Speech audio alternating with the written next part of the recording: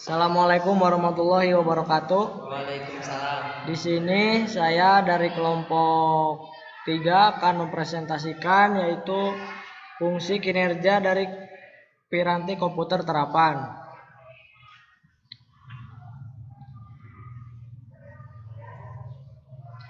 Oke, sebelum kita presentasi, alangkah baiknya kita mengenal dulu anggota kelompok kami. Di sini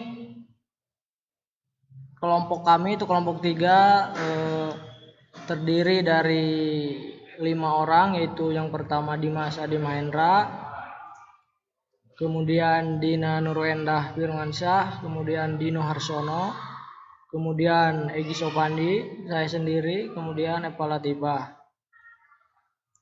Mungkin itu perkenalan dari kelompok kami. Yang pertama, di sini saya akan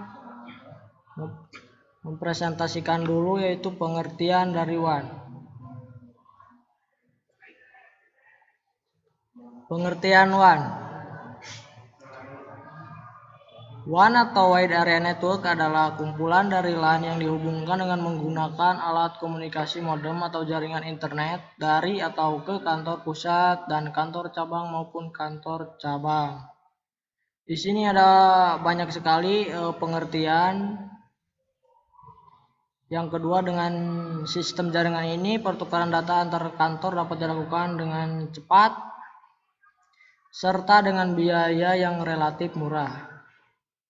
Kemudian yang ketiga, sistem jaringan ini dapat menggunakan jaringan internet yang sudah ada untuk menghubungkan antara kantor pusat dan kantor cabang. Kemudian WAN berbeda dengan LAN, di mana WAN dapat menghubungkan banyak komputer yang tidak bisa terhubung melalui kabel jaringan standar. Kemudian yang terakhir, WAN menggunakan metode koneksi yang berbeda dibandingkan dengan LAN, di mana koneksi ini termasuk di dalamnya terdapat saluran telepon, saluran sewa, kabel serat optik, gelombang mikro, satelit, dan wireless. Kemudian di sini ada peralatan LAN. Beberapa peralatan tersebut dapat dijelaskan sebagai berikut. Yang pertama WAN switch, kemudian akses server, kemudian modem, kemudian CSU atau DSU, kemudian terminal adapter, dan ini akan dijelaskan oleh teman saya. Oke, untuk yang pertama yaitu sambungan point to point yang akan dijelaskan oleh saudara Dimas. Kepadanya saya persilahkan.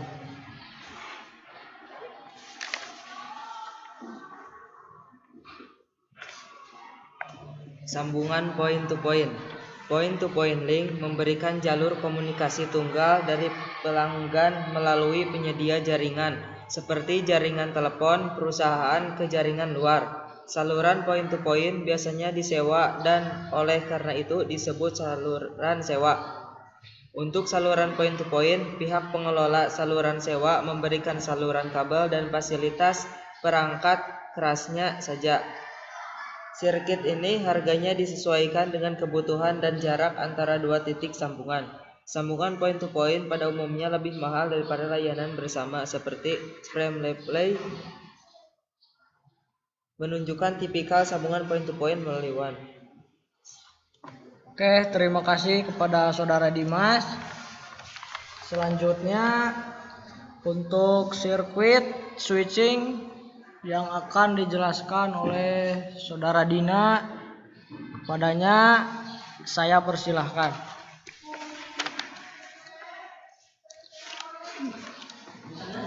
Sirkuit switching mengizinkan hubungan data di mana dapat dimulai prosesnya, manakala diperlukan dan diputus manakala proses komunikasi selesai.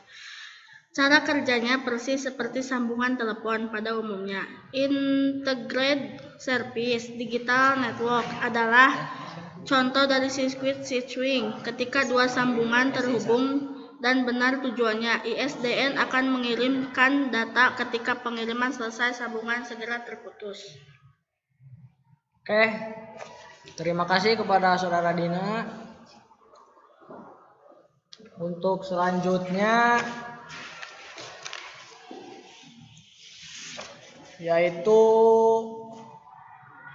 paket switching yang akan dijelaskan oleh Saudara Dino. Kepadanya saya persilahkan.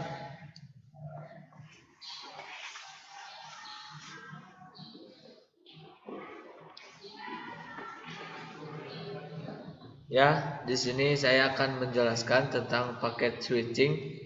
Paket switching adalah teknologi WAN di mana user dapat saling berbagi carrier resource, dan oleh karena itu ongkos yang ditanggung pelanggan lebih murah daripada saluran point to point.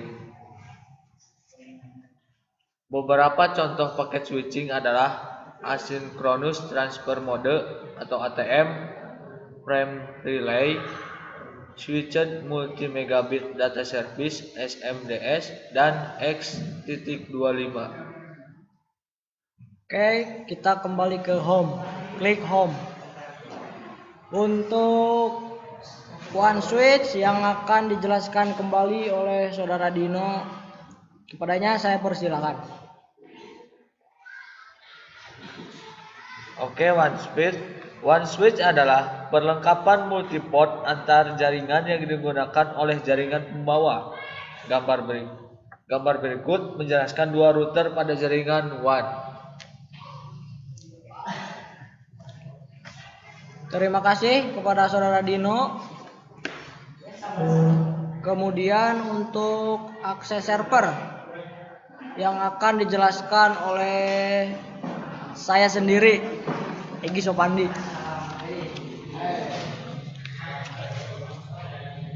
Sebuah akses server berfungsi sebagai titik pusat untuk sambungan dial in dan dial out. Gambar di bawah ini menunjukkan akses server menghimpun banyak sambungan dial out ke jaringan WAN. Nah, yang ini itu menghimpun banyak sambungan dial out ke jaringan WAN. Kemudian kembali lagi klik home. Kemudian di sini modem yang akan dijelaskan oleh saya sendiri juga. Oke, untuk modem adalah alat yang bisa menerjemahkan sinyal analog dan digital sehingga data dapat disalurkan melalui saluran telepon. Di sisi pengiriman sinyal digital dirubah menjadi sinyal analog disesuaikan dengan media transmisi yang digunakan.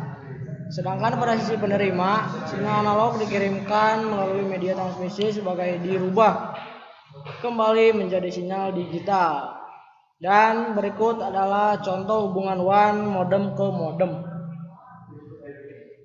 Ini adalah contoh hubungan WAN modem ke modem. Oke, klik home. Oke, yang terakhir di sini ada CSU kemudian terminal adapter yang akan dijelaskan oleh Saudara Eva Latifah. Kepadanya saya persilakan.